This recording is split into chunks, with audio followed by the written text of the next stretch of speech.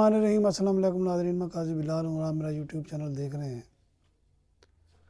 आज बड़े फ़ैसले हुए हैं। सुप्रीम कोर्ट ने जो 9 मई के हवाले से फ़ौजी अदालतों में केसेस चलने थे सिविलियंस के, वो अदालत ही ख़त्म कर दी और उन्होंने कहा कि ये जो कार्रवाई है ये सारी की सारी ख़त्म हो जाए और जो सिविलियन के केसेस हैं, जो PTI के या दीगर अरकान इसमें गिरफ़्तार हैं, उन सब को जो है ना वो सिविलियन अदालत में उनके केस चलाए जाएँ।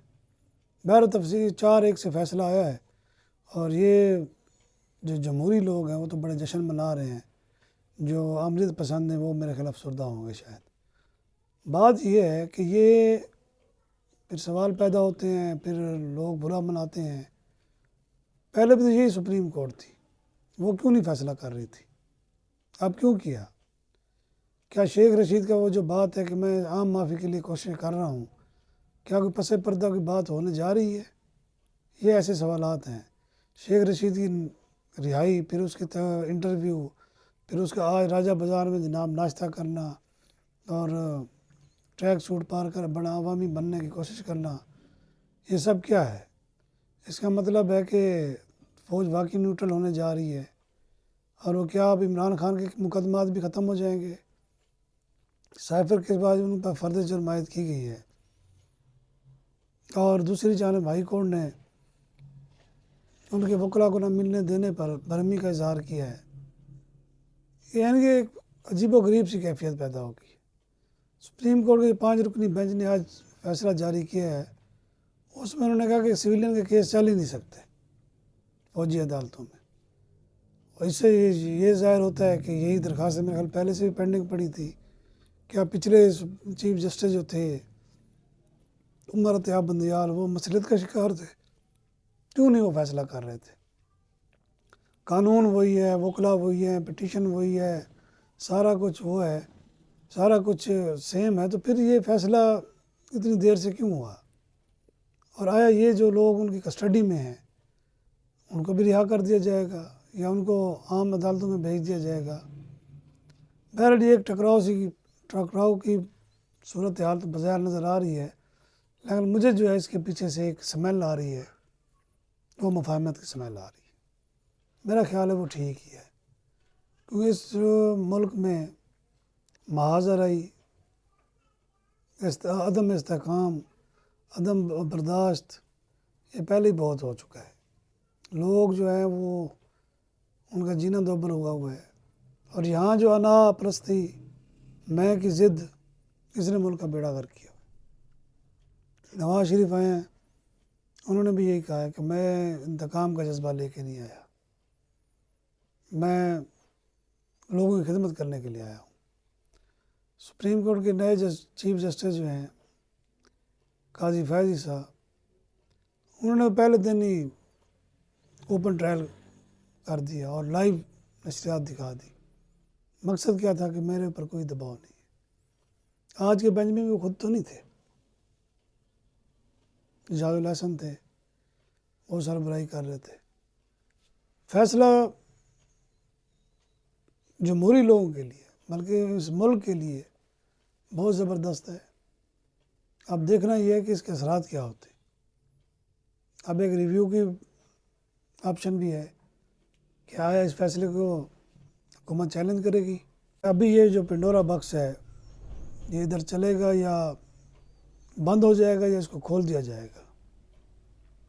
बात ये है कि यह किसी की शिकस्त या फतह नहीं है, बल्कि आप ये देखें, इसमें अगर एक मुल्क में इस्तेहकाम आता है तो लोगों की सोच मुस्बत होती है, उनको माफ़ी के बाद एक मौका मिलता है कि वो स्ट्रीम लाइन में आ जाएं, तो मेरा ख्याल है दे देना चाहिए।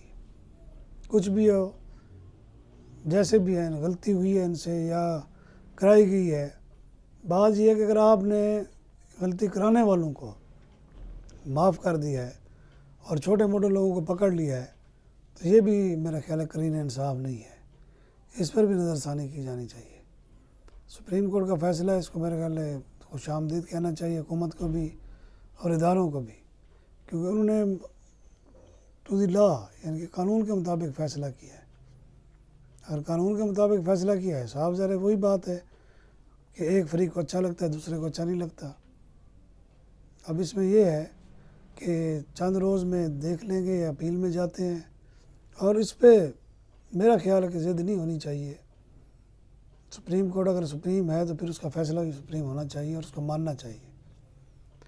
اور یہ جو مقدمات بنائے گئے ہیں اس پر بھی سوالات تھے، یعنی کہ وہ لوگ جنہوں نے تباہی مچائی، جنہوں نے خوفناک تقریریں کی، لوگوں کو موٹیویٹ کیا، وہ سب جو ہے ڈرائی کلین ہو کر پارٹیوں میں عہدے لے کر بیٹھ گئے ہیں۔ اس پر بھی نظر ثانی کی جائے کہ کیوں ایسا کیوں ہوا۔ اب بات دوسری طرف ہم آتے ہیں کہ عمران خان کے خلاف جناب سائفر کیس جو ہے اس پہ فرد جرم لگا دی گئی اور وہ جیل کے اندر سماعت جاری ہے۔ شاہ محمود قریشی کو بھی گلٹی قرار دے دیا گیا ہے۔ دیکھنا یہ ہے کہ آیا یہ، کیونکہ جو بڑے بڑے قانون دان ہیں یا بڑے اس چیز کو سمجھتے ہیں وہ تو کہتے ہیں یہ سارا کیس ہی فراڈ ہے۔ اگر یہ کیس فراڈ ثابت ہو جاتا ہے، گواہ بھی اس طرح گواہی نہیں دے سکتے، تو آپ یہ دیکھیں کہ اس سے کس کی بدنامی ہوگی۔ ہمارے عدالتی نظام کی بدنامی ہوگی، ہمارے جمہوری نظام کی بدنامی ہوگی، ہمارا جو یہ سسٹم ہے جس میں یہ مقدمات بنائے جاتے ہیں اس کی بدنامی ہوگی۔ پہلے ہی ہم جو ہے نا وہ اتنا نیک نام نہیں ہے۔ اس قسم کے مقدمات جیسے اب نواز شریف آ گئے ہیں، سارے مقدمات ختم۔ اسحاق ڈار کا تو کیس انہوں نے سارے ختم کر دیے، انہوں نے بری کر دیا اس کو۔ نیب نے کہا جی ہم نہیں لڑتے کیس۔ اگر یہی کرنا ہے تو پھر پہلے سوچ سمجھ کر کیس بنانے چاہیے تھے، اور عدالتوں کو بھی چاہیے جنہوں نے جھوٹے کیسز بنائے ہیں یا بنائے تھے ان سے بھی باز پرس کریں۔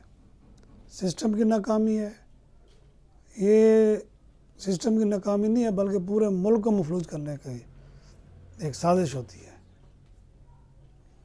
سپریم کورٹ کا فیصلہ ہو، ہائی کورٹ کا ہو، یا جس کا بھی ہو، اگر میرٹ پر ہے تو قبول کریں، اگر میرٹ پر نہیں ہے سٹرگل کریں، اور ان عدالتوں کو بھی میرٹ پر لے کے آئیں اور اس نظام کو بھی میرٹ پر لے کے آئیں۔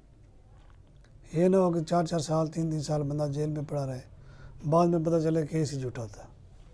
اجازت چاہوں گا، اللہ حافظ۔